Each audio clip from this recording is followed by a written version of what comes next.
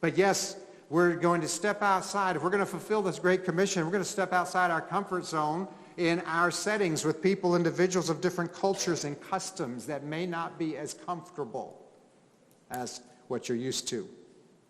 We lived in Japan for many, many years. I lived there 22 years. I grew up over in Japan. And sometimes I had to learn customs coming back to America. My mom told me, Paul, when you go back to America, I was a little boy, she said, when you go back to America, you are not going to pick up your soup bowl and slurp it like we do in Japan. That's not polite and that's not okay.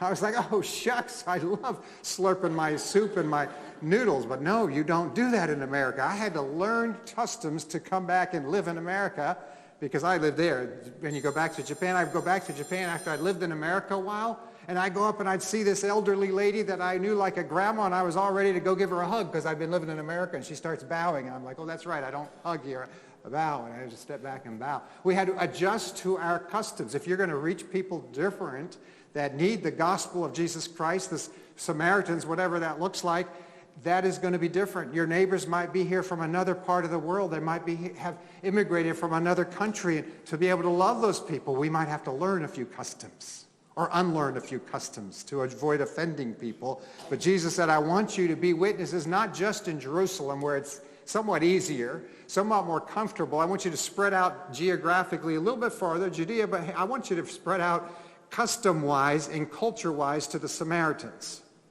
And here, get this, and I also want you to go to the ends of the earth. Now, I realize that everybody in this building can't go to the ends of the earth. And yet, as you are involved in missions, as you're engaged in missions, and I saw that, and I see your board, and you have those that you partner with, you are engaged in sending people to the ends of the earth. And hopefully, God is working right now, even this month, with this focus with some. It may be young people, it may be people with a second career who will say, I will go. I'm feeling a nudge to go to the end of the earth, and I will step outside my comfort zone, because I know some people need to go. We can't all just pray and give. Some have to go. But we need to be a part as a church body to be fulfilling this commission. We have to step outside our comfort zone to follow his commission. And that may involve a disruption of plans, inconvenience sometimes in moving locations to make this happen.